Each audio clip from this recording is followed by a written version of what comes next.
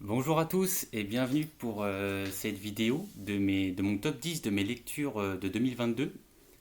Alors je me présente très vite, je vais le faire pour les deux trois premières vidéos et après j'arrêterai. Je vais peut-être faire une petite vidéo de présentation, une mini vidéo que je mettrai en premier sur ma chaîne YouTube. Je m'appelle Joachim, j'ai 30 ans et je suis libraire. Je travaille dans une librairie. Voilà, je vais pas aller plus loin pour l'instant. Et je pense que je ferai une petite vidéo où je me présente un peu plus en détail, peut-être mes goûts, enfin voilà. Je commence par les top 10 de mes trois dernières années. Là, je fais cette vidéo en 2025, en juin 2025. Et pour lancer un petit peu ma chaîne, j'ai eu l'idée de faire mes trois dernières années, mes meilleures lectures de mes trois dernières années. Et après, je ferai d'autres choses, hein. Je vais faire d'autres vidéos avec des thématiques. Je commence à avoir des idées intéressantes. Donc voilà. Mais pour l'instant, pour un peu introduire ma chaîne YouTube, je vais commencer par ça. Donc là, c'est mon top 10 de mes années 2022. Je vais faire 2023 et 2024. Donc je les ai classés du dixième au premier pour faire un petit ordre, mais en gros, c'est les 10 meilleurs, quoi. On va commencer tout de suite avec la première, enfin mon dixième roman préféré du coup de l'année 2022. C'est Novecento de Alessandro Barrico, qui est un auteur italien qu'on ne présente plus. Il est quand même relativement connu, même très connu. Son plus gros classique, ça va plutôt être ce Soi, que j'ai aussi ici. Moi, bizarrement, Soi, ça m'a pas fait plus d'effet que ça. Je suis pas vraiment rentré dedans. C'est un petit bouquin aussi. Il fait beaucoup de petits bouquins, Alessandro Barrico. Il fait pas que ça, hein, mais il en fait pas mal. Novecento, c'est aussi un petit bouquin. Il doit faire quoi? Même pas 100 pages, vous voyez. Ça raconte l'histoire d'un musicien, en fait, d'un pianiste qui va aller sur un bateau. Et on lui dit sur le bateau c'est un bateau de croisière, je crois que c'est vraiment des gros paquebots quoi. On va lui dire qu'il y a un pianiste sur le bateau qui joue encore mieux que lui, qui lui déjà est réputé pour être un très bon pianiste. Donc il va être obsédé par ce pianiste et la langue est très belle, ça va mêler le chant lexical de la mer avec celui de la musique. On a vraiment l'impression d'être bercé. Il y a des scènes où il décrit la musique, on a l'impression d'être vraiment d'y être. Donc très très belle plume. C'est un petit bouquin donc je n'en dis pas plus pour pas trop révéler. Mais en gros, l'histoire, c'est ça. Mais c'est vraiment un hommage à la musique et aussi à la mer, en fait. Et c'est une très très belle langue. Alessandro Barrico, j'en profite pour vous le dire, il a sorti un nouveau roman. J'ai un petit peu moins accroché. D'ailleurs, je l'ai là. C'est bizarre de montrer un roman qui. Je pars un peu en impro là, hein.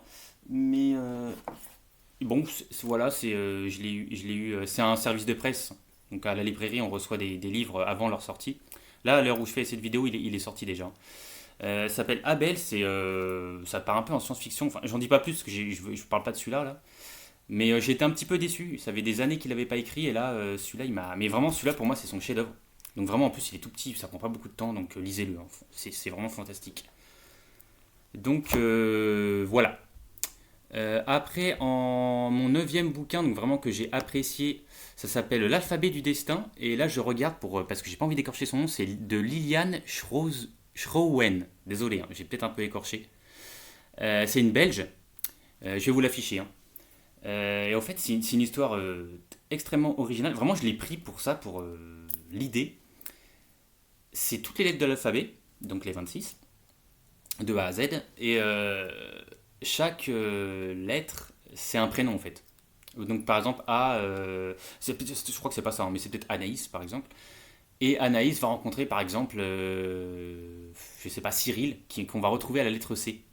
Donc c'est assez drôle en fait, c'est 26 personnages qui se recoupent plus ou moins. Des fois c'est juste un passant qui croise un autre et c'est tout. Et puis ça enchaîne comme ça l'histoire. Donc en fait on suit une sorte de traversée des personnages comme ça, par la première lettre de leur prénom. Donc c'est des petits chapitres, il y a 26 petits chapitres comme ça. Et franchement c'est rythmé, c'est sympathique. Des fois il y a des personnages, on suit leur histoire puis ça s'arrête. Puis il y en a d'autres qu'on retrouve, on sait jamais lequel on va retrouver. Donc c'est vraiment intriguant, je l'ai lu en une journée. Ça se lit très vite. Et donc voilà, c'était vraiment une petite idée originale. L'alphabet du destin, ça s'appelle. Et j'ai vraiment trouvé ça sympa. Je l'ai trouvé en. J'étais pas encore libraire à l'époque, je l'ai trouvé dans une bibliothèque, si je dis pas de bêtises. Et c'est une autrice qui est peu connue, il me semble. Vraiment, je l'ai pris parce que j'ai regardé la synopsis, je trouvais l'idée marrante. Et en effet, c'est vraiment marrant. Donc, vraiment une lecture très sympa. Après, qu'est-ce qu'on avait d'autre? On avait. Ah oui, Les ailes collées de Sophie Debert. Je prononce peut-être aussi mal son prénom, c'est une catastrophe. Je vais aussi vous l'afficher. Là, c'est beaucoup de bouquins que je n'ai pas. Contrairement à mon top 10 de 2023-2024, j'aurai la plupart des bouquins. Mais là, c'était 2022, c'est l'année où j'ai commencé à faire ma bibliothèque. Et du coup, je gardais pas les livres, en fait. C'était surtout des emprunts que je faisais dans les bibliothèques. Et du coup, je les rendais.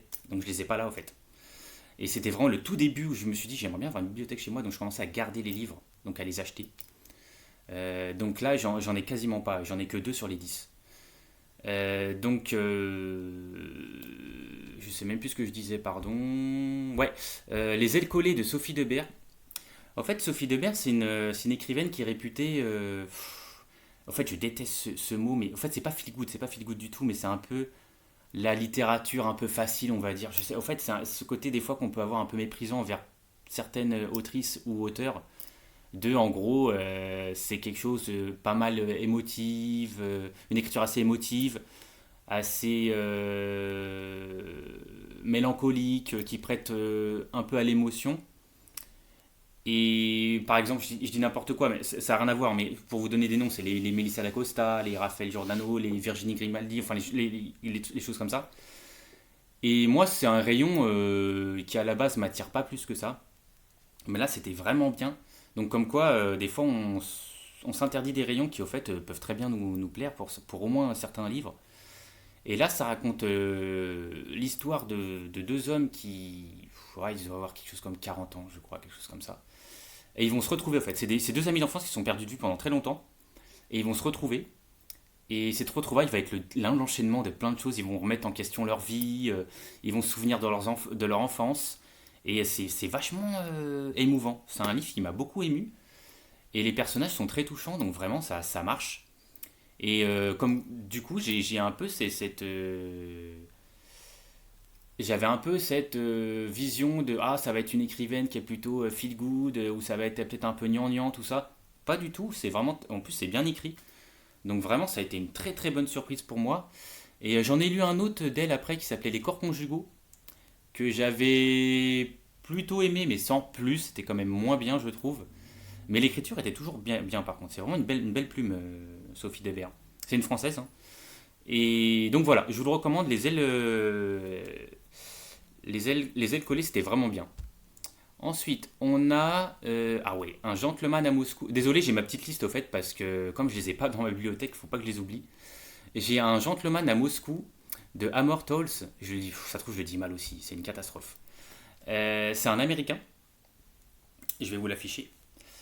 Ça, c'était vraiment, vraiment super. C'est l'histoire d'un opposant politique. En fait, ça se passe en URSS. Et c'est l'histoire d'un opposant politique qui, au fait, on ne sait pas trop pourquoi, ou alors en tout cas, je me souviens plus pourquoi. Bon, enfin, je crois que juste parce que c'est un opposant politique, en fait, tout simplement. Il va être assigné à résidence dans un hôtel. C'est-à-dire que, on va dire, tu n'as pas le droit de sortir de l'hôtel. Tu restes dans cet hôtel peut-être toute ta vie. Il n'y a pas de date de fin. Donc un peu comme en prison, mais plutôt de l'envoyer en prison, on l'envoie là. Et du coup, il va habiter au dernier étage de cet hôtel. Et enfin, pour la petite histoire, c'est très, très vite parce que c'est un peu égocentré, mais moi, avant, j'étais dans l'hôtellerie-restauration et du coup, j'ai habité dans un hôtel pendant longtemps. Donc, moi, ça m'a parlé. Enfin, c'était vraiment fait pour moi ce bouquin. Mais c'est pas que pour moi, je vais vous dire pourquoi. Et du coup, il a sa petite routine comme ça dans l'hôtel. Donc, il connaît le barman, il connaît les.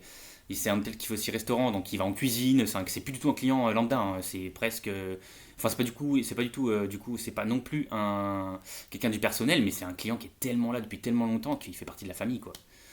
Donc, il se balade un peu partout. Il va dans des chambres qui sont fermées depuis longtemps. Lui, là, c'est le seul qui a le droit d'y aller. Enfin, des choses comme ça. Donc il rencontre plusieurs clients avec qui il va avoir des discussions philosophiques, politiques. C'est vraiment une mosaïque humaine vraiment qui se forme comme ça. Et comme c'est que du passage, parce que c'est l'hôtel, il y a beaucoup de changements de personnages, quoi, c'est super. Et il y a quand même un personnage qui va durer, ça va être une petite fille qui va venir avec sa mère. Et elle, on ne sait pas pourquoi, mais elle a un séjour plus prolongé, elle reste longtemps dans l'hôtel.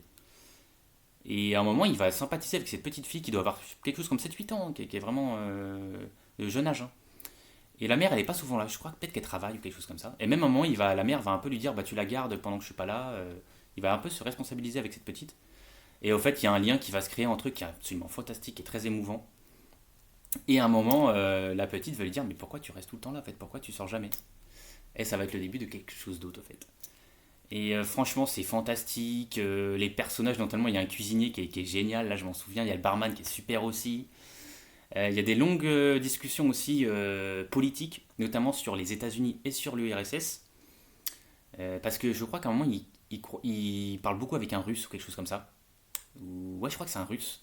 Il parle beaucoup, en tout cas, il parle beaucoup de l'histoire de l'URSS et aussi des États-Unis. Comment il les confronte un petit peu comme ça. Très intéressant. Et franchement, c'est super, ça marche. C'était une des meilleures lectures que j'avais fait depuis très longtemps à cette époque-là. J'étais vraiment, ça m'a un peu réconcilié. C'est pas que j'avais arrêté de lire, j'ai jamais arrêté de lire, hein. Mais je lisais un petit peu moins à cette époque-là, et là, ça m'a reboosté. On a souvent des livres comme ça, moteurs, qui nous reboostent, et lui, il en a fait vraiment partie.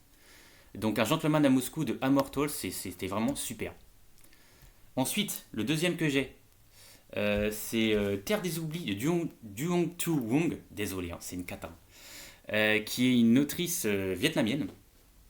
J'en ai un autre d'ailleurs d'elle qui s'appelle Terre des Affranchis, si je dis pas de bêtises. Et je l'ai pas encore lu. Je l'ai pas encore lu, mais j'en lirai un autre parce que c'était super. Je sais pas si on le voit bien. C'est un assez gros roman. Il fait plus de 600 pages. Et au fait, donc ça se passe au Vietnam. Et c'est une femme, son mari part pour la guerre, je sais plus trop. Désolé, hein, ça fait un petit moment du coup. En gros, son mari est pas là depuis très longtemps. Et, elle le croit mort. Clairement, elle le croit mort. Donc elle se remarie. C'est dans un Vietnam vraiment traditionnel, donc on attend que là tout le monde le croit mort, donc tout le monde lui dit bah oui tu peux te remarier. Donc elle se remarie avec quelqu'un d'autre, avec qui ça se passe bien. C'est pas du tout un remariage forcé. Enfin, elle se force un peu à se remarier, mais ça se passe bien. C'est une bonne relation. Ils sont amoureux quoi. Et le mari qu'on croyait mort en fait va revenir. Je sais plus pourquoi il était plus là. Là me demandez plus, vous allez le découvrir, je sais plus du tout. Mais en gros le mari revient. Et du coup on lui dit bah écoute, au fait ton mari n'est pas mort, donc faut que tu retournes avec ton premier mari. C'est la tradition, c'est comme ça. Elle a pas du tout envie, mais du coup, je crois qu'elle résiste un peu. Mais ça s'évite dans le roman, donc là je vous spoil pas, hein. Et elle résiste un peu, mais tout de suite, très vite, elle va retourner avec ce premier mari, du coup, avec qui elle s'entend quand même moins. Et ça parle aussi de ça, des poids des traditions. En fait, on se dit, mais elle va vivre avec quelqu'un avec qui elle a pas envie, juste pour le regard des autres, quoi, juste pour faire plaisir à tout le monde. Enfin, c'est quand même assez fou quand on se dit, mais jusqu'où peut aller le conformisme? C'est vraiment une histoire de conformisme, en fait, et de tradition. Jusqu'où on est prêt à aller pour les respecter et pour pas mal se faire voir des autres, quoi. Je crois que c'est dans une petite ville. Ça rajoute un petit peu ce côté qu'est-ce que vont dire les voisins, quoi.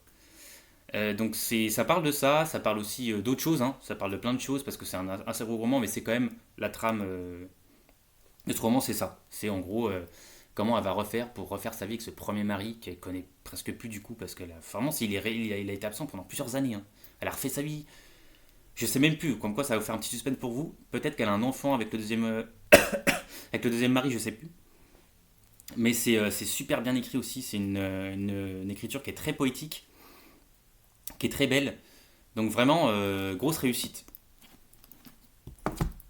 Ensuite, qu'est-ce qu'on a? Je regarde ma petite liste, désolé.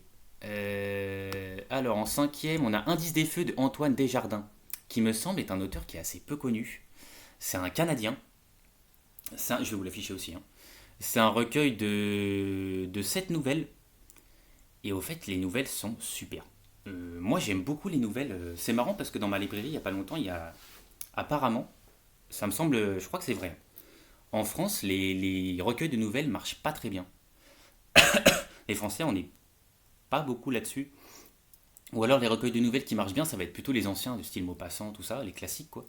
Mais les romans contemporains ont du mal à avoir du succès pour ce qui est des nouvelles, apparemment. Les recueils de nouvelles marchent moins bien en France que dans les autres pays. Donc à vérifier, hein, mais j'ai l'impression que c'est un peu vrai. En tout cas, dans notre librairie, on a un peu du mal à les vendre. Et celui-là, je sais même pas s'il est encore accessible. On l'a même pas dans notre librairie, hein. Il est assez peu connu. Et c'était super, c'est 7 nouvelles. Ça se passe tout le temps dans des endroits différents. Il y en a une, c'est à l'hôpital. C'est un adolescent qui est à l'hôpital et qui a une maladie, fait qu'il peut pas sortir. Ça raconte ses visites, sa résilience, tout ça. Enfin, je vais pas vous raconter cette nouvelle parce que ça va être trop long. Mais les 7 nouvelles sont complètement différentes. Des fois, on a presque l'impression que c'est pas le même auteur. Vraiment, il est parti même déjà dans des personnages très différents, dans des histoires très différentes. C'est mieux parce que sinon c'est un peu répétitif. Mais même des fois au niveau de l'écriture, on a l'impression qu'il change presque son écriture, quoi. C'est vraiment, on s'ennuie pas du tout. On a l'impression de lire 7 petits romans, vraiment. Donc je vous le conseille vraiment, c'est super, ça se lit très vite, c'est une écriture qui est simple mais efficace, ça va droit au but. Et moi, celle que je me souviens le plus, c'est celle-là, c'est celle dans l'hôpital de cet adolescent qui peut pas sortir de son hôpital parce qu'il est traité pour une maladie, je sais plus laquelle, une maladie assez rare, je crois. Et celle-là m'a bouleversé, je m'en souviens encore, vous voyez. Donc, Indice des feux de Antoine Desjardins, j'espère qu'il est disponible, j'ai pas vérifié avant de faire ma vidéo, je suis désolé. Donc je sais pas s'il est encore commandable en librairie, je pense quand même, je sais même pas s'il existe en poche. J'avoue, j'ai pas fait mes recherches avant, désolé. Mais je vous le recommande, c'était vraiment super. Et je pense qu'il est vraiment peu connu. Après, on avait en quatrième Hortense et Queenie de Andrea Levy, qui est une autrice jamaïcaine. Là, ça se passe. Là, c'est vraiment. Là, on atteint vraiment le très haut niveau. Enfin, pour moi, c'est vraiment un roman sublime. Ça parle d'une femme. C'est juste après la Deuxième Guerre mondiale. Vraiment juste après. Je crois que c'est en 47-48.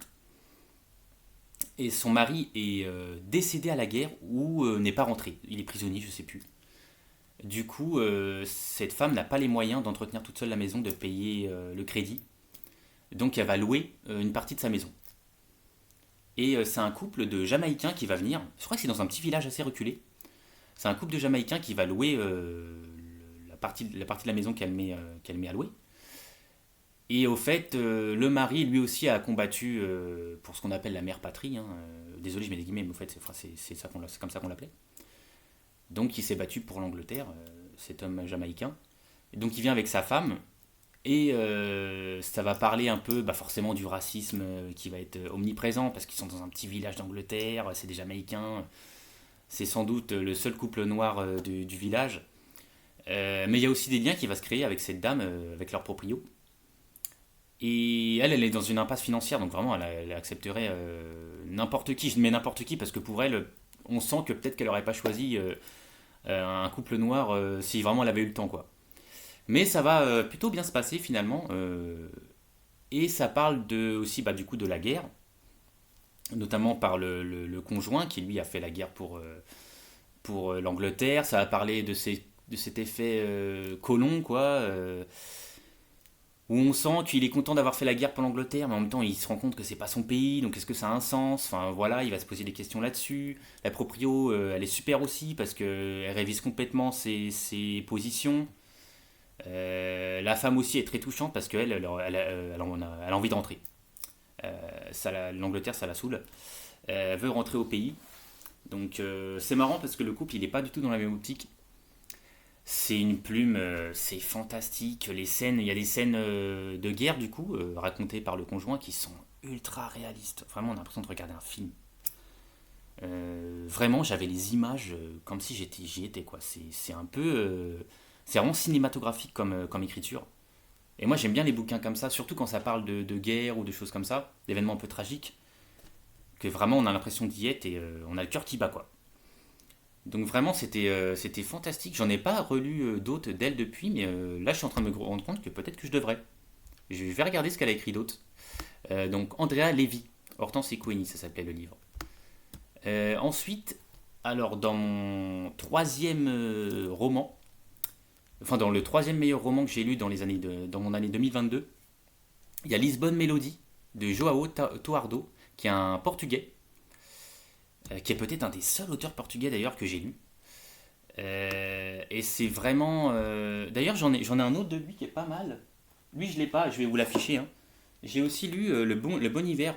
Je vais pas en parler plus parce que je vais parler de l'autre, mais qui était bien aussi.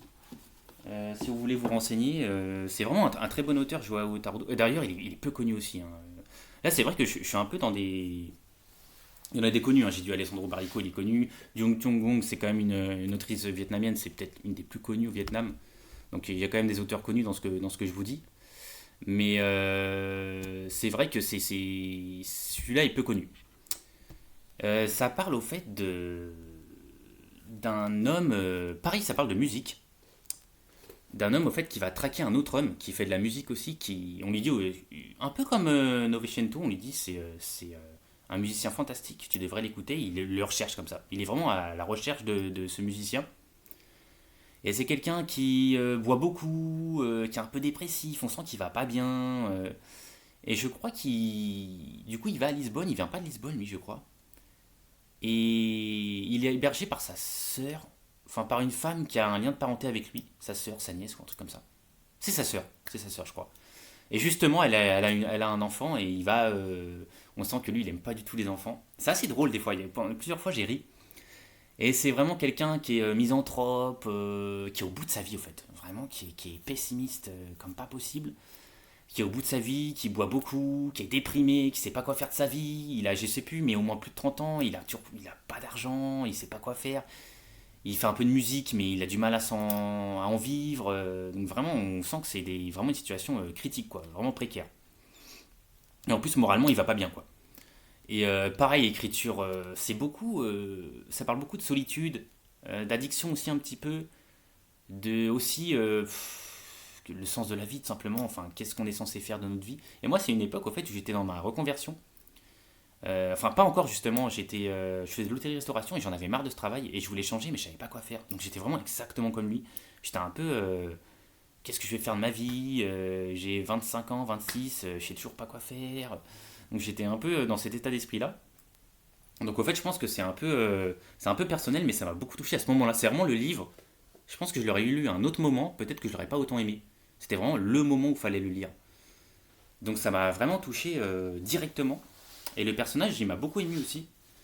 Je me suis retrouvé parfois, pas dans tout, je vous rassure, parce que des fois il est un peu border. Mais vraiment très belle écriture aussi. Et au fait, pour la petite histoire, il y a un passage que j'ai trouvé beau. Comme on en lit des fois, on lit un livre, on se dit ah ce paragraphe-là, ça me parle beaucoup, j'aime bien. Et c'est là où j'ai commencé à faire un petit document, un petit Google Doc quoi, où je mets toutes les citations qui me plaisent dans les livres. Donc vraiment c'est vraiment où j'ai un coup de foudre pour le passage. Et ben je mets des petits passages et je les garde au fait et je les mets dans un document Excel. Enfin c'est pas Excel, c'est Google Doc, mais voilà. Et c'est lui qui m'a donné j'ai lu un passage et je l'ai tellement aimé que j'ai débuté par ce roman, ce fichier-là. Donc c'est une petite histoire comme ça pour moi qui fait que ce roman c'est un peu le début de quelque chose aussi. Le passage, je sais plus ça faisait quoi, mais ah oui, ça parle de mélancolie. Je vous le lis, je vais vous le lire, c'est pas très long.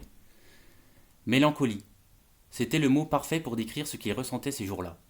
Un sentiment de perte sans cause définie. Il avait encore une famille, il avait encore un avenir devant lui, il était encore vivant, et pourtant, chaque jour, loin désormais de la furie et des excès de ces dernières années, alors qu'il avait cru que son retour serait un moyen d'en finir avec son désarroi face aux choses, chaque jour qu'il passait en restant sobre, il se persuadait un peu plus que certaines personnes n'étaient pas faites pour affronter le monde tel qu'il était. Certaines personnes ne pouvaient le supporter qu'en le déformant, en le brouillant, en l'observant depuis l'autre côté du miroir. J'ai trouvé ça fantastique. Et c'était vraiment une époque, moi aussi, où je cherchais quoi faire de ma vie. Je voulais plus faire le travail que je faisais, je savais pas quoi faire d'autre. Donc c'est vraiment un paragraphe qui m'a presque mis les larmes aux yeux. Et là, je me suis dit, celui-là, il faut que je le garde. Il faut que je garde ce moment-là. Et ça a été le début maintenant, j'ai plus d'une centaine de citations, de petits paragraphes comme ça que j'ai lus au fur et à mesure. Donc voilà. J'étais un peu long sur celui-là, mais désolé, personnellement, il me touche beaucoup ce roman. Ça a été le début vraiment de quelque chose.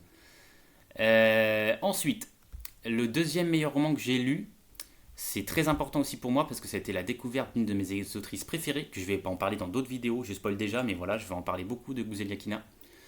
C'est une écrivaine russe, elle a écrit Les Enfants de la Volga, je vais vous l'afficher là. J'ai les autres, j'en ai lu d'autres, mais celui-là c'est le seul que j'ai pas. Euh, alors c'est Gouzelia Kina, vous allez en avoir marre parce que j'en parle beaucoup de cette autrice parce que c'est une découverte et je l'ai découvert en 2022, donc assez récemment. Euh, donc là, ça se passe. Je sais même plus c'est quelle époque, désolé, je vérifie, je me souviens plus trop de l'époque. Je sais même pas si c'est dit finalement. Dans les années 20-30, ok. Mais c'est pas très important à l'époque, enfin, on n'en parle pas tant que ça, je crois. Et c'est un homme, au fait, qui vit avec sa femme. Et sa femme, au fait, va se faire. Ils vivent dans une région très reculée. Je crois que vraiment, ils ont même pas de voisins. Ils sont vraiment tout seuls, au milieu près de la Volga, Donc bon, voilà, il fait très froid, tout ça, l'hiver, voilà. La Russie, quoi. L'URSS à l'époque. Et donc ça commence par une scène terrible, hein. Par un viol, au fait, sa femme va. Il y a des hommes qui vont rentrer chez eux et qui vont violer la femme de cet homme. Et la femme, si je sais plus ce qui se passe avec cette femme, elle décède ou elle part, je sais plus, mais la femme n'est plus là à un moment. Au début, très très vite dans le roman, je vous spoil pas, hein. Et elle va d'abord, pardon, je dis n'importe quoi. Elle va accoucher du coup. Elle va avoir un bébé dû à ce viol. Et du coup, après, elle décède peut-être en mettant au monde. J'avoue, l'histoire est horrible, là, je me rends compte. Mais restez. Le reste est super. Mais donc, c'est un début très difficile, hein. Mais Guzelekina, de toute façon, il y a tout le temps des moments qui sont très durs. En fait, Guzelekina, c'est très dur. C'est très beau. Historiquement, ça explique tout le temps très bien l'époque. Sauf celui-là où ça parle pas trop de politique, tout ça. Mais enfin, tout est extrême, en fait. Et donc ça va être un père, c'est un père, il est allemand en fait. J'ai appris par ce roman qu'il y avait beaucoup d'Allemands qui étaient venus en Russie en fait, je savais pas du tout. Et j'admets mon ignorance, hein. C'est quelque chose que je vais mettre plusieurs fois dans dans les vidéos. Je préfère être honnête, hein. Il y a beaucoup d'Allemands qui ont été en Russie apparemment. Donc ça parle aussi de ces communautés allemandes un petit peu. Et donc il va élever cette fille tout seul. Donc il se bat pour essayer de... il est ultra émouvant aussi cet homme. En plus, on sent qu'il est un peu maladroit au début. C'est son premier enfant, donc il sait pas trop quoi faire. Il y a pas sa femme en plus, donc il est un peu tout seul. Et jusqu'à l'apparition d'un autre garçon qui vient un peu de nulle part, qui sort un peu de nulle part, qui essaye de lui voler des choses au début. Je crois qu'il le cambriole ou quelque chose comme ça. Il arrive à le surprendre. Donc il essaye de le chasser, mais en fait, il est super gentil, ce monsieur. Du coup, il va plutôt essayer de comprendre pourquoi il vole, au fait. Est-ce que tu as besoin d'aide? Est-ce que t'as pas d'argent? Tout ça. Et il va l'accueillir chez lui. Et ça va être le début d'une sorte d'histoire extrêmement émouvante, où il y a sa fille qui va grandir, il y a cet autre enfant qui n'est même pas son enfant, mais qui va en prendre soin aussi, qui vont lui mener un peu la vie dure parfois. Et ça parle de ça, au fait de la résilience énorme que peuvent avoir certaines personnes qui, face à l'adversité, bah, résistent et ne s'écroulent pas. Et Gouzelia Akina, vous allez voir, enfin, ces romans, je vais en reparler dans d'autres vidéos, c'est tout le temps ça, c'est la combativité. C'est vraiment la source et le thème principal des romans de Gouzelia Akina, c'est toujours des personnages pas parfaits, parce que des fois ils sont dans des. Ils craquent, hein, des fois ils craquent, des fois on voit qu'il n'en peut plus, mais ils ne s'écroulent jamais, et c'est d'une beauté et une écriture, mais ça a coupé le souffle. Gouzelia Akina, vraiment c'est incroyable. Je l'ai découvert avec ce premier roman donc dans l'année 2022, et depuis j'ai lu tous ces autres bouquins. Elle n'en a pas écrit beaucoup, c'est dommage. Mais c'est fantastique. Donc vraiment lisez Gozia Akina, c'est superbe. Et donc le roman que j'ai préféré dans l'année 2022, est-ce que je l'ai celui-là? Non, je l'ai pas non plus. C'est Paradis de Abdul Razak pardon, Gurna, qui est un Tanzanien, mais j'ai appris récemment qu'il était aussi anglais en fait, il a la double nationalité, donc il est anglo-tanzanien. Et là, ça se passe. En fait, ça parle d'un petit garçon donc en Tanzanie, ou peut-être c'est au Kenya, parce qu'au fait, ça se passe en Tanzanie, au Kenya, il y a une sorte de périple comme ça. Donc, je sais plus, ça commence au Kenya et finit en Tanzanie ou l'inverse. Et au fait, c'est un petit garçon donc qui préadolescent quoi, qui au fait on comprend, nous, lui il le comprend pas, mais nous on comprend qu'en fait il a été vendu par son père comme esclave. Attendez, je fais juste parce qu'il y a un petit reflet. Je sais pas si on l'a encore là. Non, ça va. Et du coup, il va suivre son oncle, qui au fait l'a acheté, hein. Mais lui, il comprend pas tout ça, il est encore jeune. Donc il est même pas, ça lui fait pas plus que ça, au début du moins. Et au fait, avec cet oncle, il est assez gentil, cet oncle avec lui. Il est un peu dur parfois, mais on sent qu'il va un peu lui apprendre la vie, quoi. Et au fait, il part avec lui. Lui, il se présente comme marchand, son oncle. Il dit que c'est un marchand, donc il va de village en village vendre des choses. Il le suit, du coup, et c'est le début d'un périple complètement fou, avec des moments très beaux aussi. Il y a des fois, il traverse le désert, donc il y a les étoiles, il y a des très belles descriptions de paysages.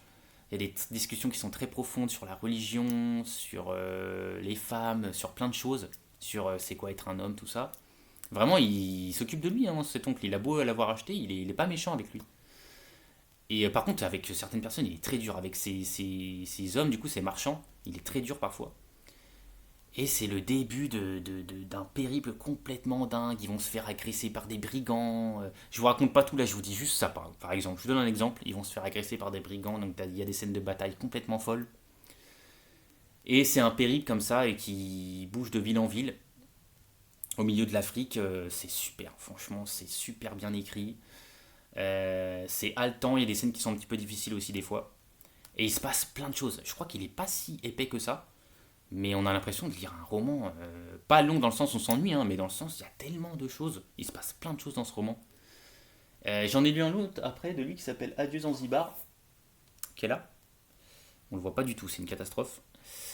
Et j'ai un petit peu moins aimé, c'était bien quand même, mais j'étais un petit peu moins bien. Vraiment, pour moi, Paradis, c'est son chef-d'œuvre absolu. Et il a eu le prix Nobel de littérature, d'ailleurs, j'ai oublié de préciser ça, tout simplement. Mais c'est un prix Nobel de littérature, c'est marrant parce j'ai l'impression qu'il est pas si connu que ça. Donc en fait, prix Nobel de littérature, ça veut pas forcément dire que tu vas être connu dans le monde entier, au fait. Mais mérité, franchement, très très belle plume. Et ça a été pour moi en 2022, c'est celui que j'ai classé tout en haut. C'était vraiment un roman super, une aventure, c'est vraiment épique. C'est épique, on part dans une aventure. Là, c'est pour ceux qui aiment les romans d'aventure, en fait. C'est vraiment ça. Donc voilà, j'ai fini pour ma petite vidéo de mon top 10 de mes livres de 2022. Je vais faire 2023 et 2024. Et bien sûr, je ferai 2025 quand l'année sera finie. Et après, je vais me lancer dans autre chose. Je vais faire d'autres vidéos. Donc voilà. Voilà pour 2022. C'était une année pas mal en bouquin. J'ai lu des bons livres. C'était une bonne année. Et on se revoit bientôt pour une autre vidéo. Et n'hésitez pas à dire vos avis sur les commentaires. Si vous les avez lus, pas lus. Si vous avez aimé, pas aimé. Enfin, si vous n'êtes pas d'accord avec moi, j'ai même envie de dire tant mieux. Ça fait des débats. Si vous êtes d'accord avec moi, bah, c'est bien aussi. Si vous avez d'autres livres de ces auteurs, par exemple, que peut-être que j'ai pas lu, que vous pouvez me conseiller, et, avec plaisir. Et puis, même si vous avez d'autres livres dans les mêmes thèmes, enfin, échangez. N'hésitez pas. J'essaierai de répondre. Et puis, à bientôt, et puis avec grand plaisir.